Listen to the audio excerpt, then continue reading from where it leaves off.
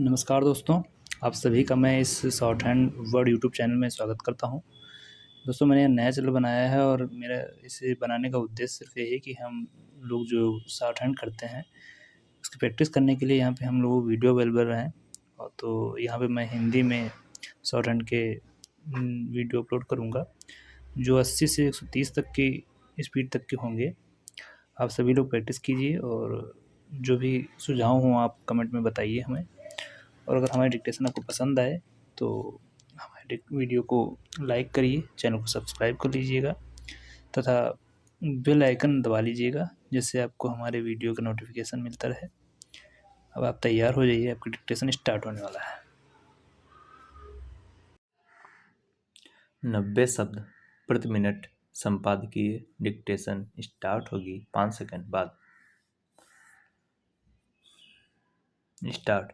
पिछले एक दशक के दौरान दुनिया जितनी तेजी से बदली है, उसे देखते हुए अगले 10-20 वर्षों के संभावित परिवर्तनों की थाह लेना आवश्यक हो गया है।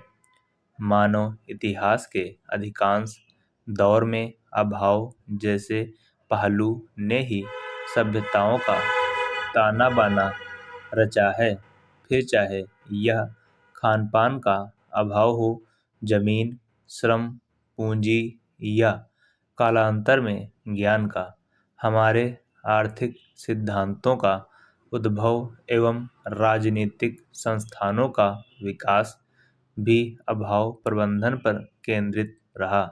मशीनी कौशल यानी एआई में इस पारंपरिक परिदृश्य को पलटने की क्षमता है। यह 20वीं सदी अभावों से पार पाने से जुड़ी थी, तो आने वाला दशक अधिशेष के साथ संतुलन की चुनौती के नाम हो सकता है। नए परिदृश्य में तकनीक जितनी तेजी से आगे बढ़ रही है, उस लिहाज से हमारी संस्थाएं पिछड़ती जा रही हैं। ऐसे में यह आवश्यक हो जाता है कि उन नीतिगत उपायों पर विचार किया जाए जो एआई से उत्पन्न उथल-पुथल से निपटने में कारगर साबित हो सकें। पारंपरिक अर्थशास्त्र में उत्पादन के 4 प्रमुख कारक श्रम, पूंजी, भूमि और तकनीक माने गए हैं। तकनीक ने हमेशा श्रम को सहयोग प्रदान किया है।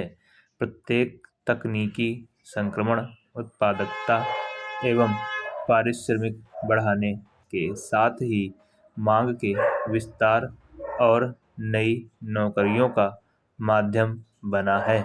इससे कुछ असुविधा होती भी थी, तो बस तात्कालिक ही, न कि स्थायी। मगर एआई से यह रुझान पलट सकता है। पहली बार तकनीक सीधे तौर पर श्रम को प्रतिस्थापित करती दिख रही है।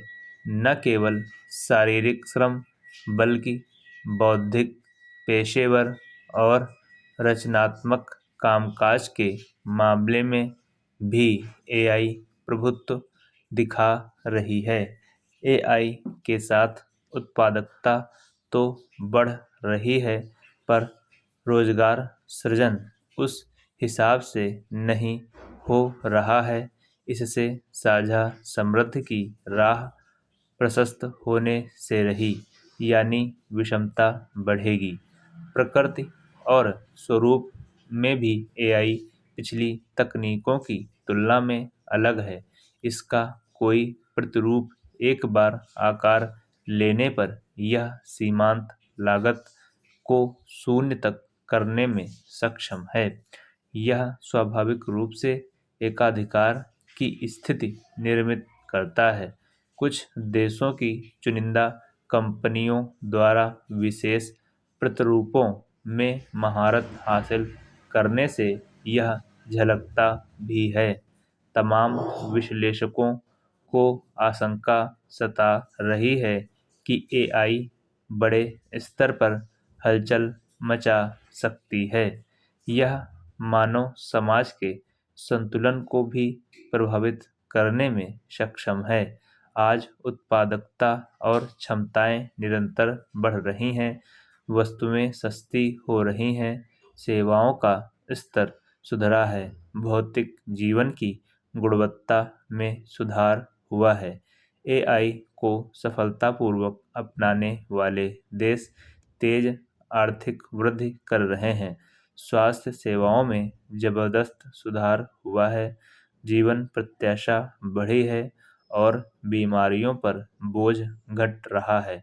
जीवन के विस्तार और काम का दायरा सिकुड़ने पर जननांकीय लाभांश अपने अर्थ खो देता है। इस परिदृश्य में विदेश से भेजी जाने वाली धनराशि पर निर्भर राष्ट्र समाज समस्याओं का सामना करते हैं, तब गरिमा और आजीविका के आधार के रूप में रोजगार का विचार संकट का शिकार होने लगता है। संसाधनों का संकेंद्रण भी एआई के मोर्चे पर पैदा होने वाली एक और समस्या है। ऐसे में संसाधनों के पुनर्वितरण के लिए कोई कारगर नीतिगत उपाय खोजना ही होगा। इसके अभाव में व्यापक आर्थिक दुष्प्रभावों का सामना करना पड़ सकता है। एआई के चलते सीखने समझने की क्षमताओं पर भी संकट मंडराता दिख रहा है।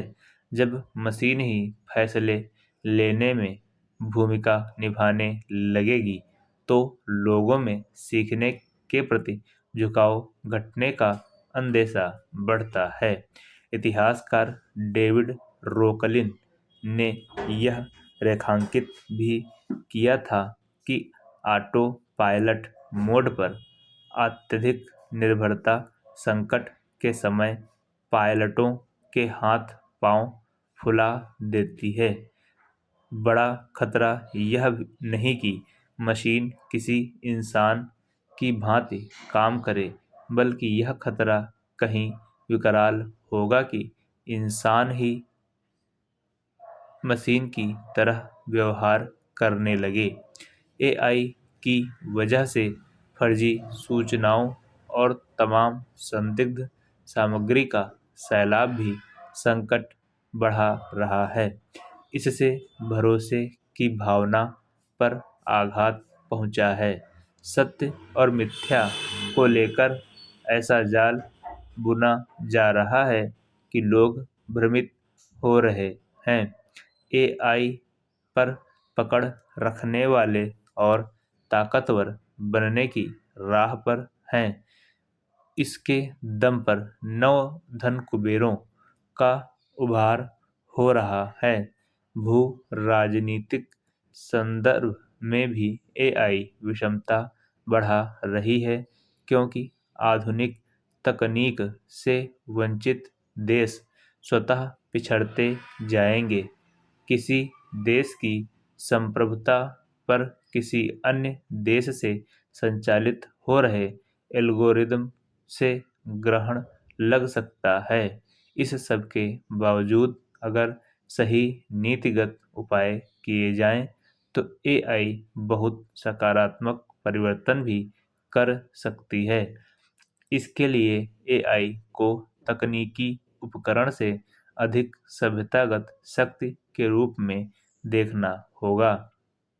एआई का उपयोग मानव की जगह लेने के बजाय उसकी क्षमताओं को बढ़ाने पर केंद्रित होना चाहिए। एआई उन तमाम समस्याओं का समाधान करने में सक्षम है जिसके लिए असाधारण मानवीय प्रयासों की आवश्यकता पड़ती है, जैसे कि बाहरी अंतरिक्ष में कोई नया मोर्चा खोलना, गहरे समुद्र या पृथ्वी की जटिल परतों के रहस्यों को सुलझाना। इससे कई ग्रहों पर मानवीय जीवन को संभव बनाया जा सकता है। हम प्रकृति को बेहतर तरीके से समझकर उसके कुशल प्रबंधन के मंत्र समझ सकते हैं। तथ्यों एवं सूचनाओं के सत्यापन के लिए भी इसकी सेवा कारगर होगी। यह स्वीकारने में कोई संदेह नहीं कि एआई कितनी भी क्षमताएं अर्जित कर ले, लेकिन उसका प्यार, देखभाल, सहानुभूति और नैतिक दायित्वों जैसी मानवीय भावनाओं से युक्त होना असंभव नहीं है। एआई से मरीज का उपचार भले ही बेहतर हो जाए, लेकिन प्यार, दुलार और देखभाल प्रियजनों से ही संभव है। हमें समझना होगा कि एआई कोई प्रतिस्पर्धी लाभ नहीं, बल्कि एक साझा दायित्व है। वसुधैव कुटुंबकम का भारतीय विचार अब दर्शन के दायरे से निकलकर अस्तित्व की रणनीति का हिस्सा बन चुका है।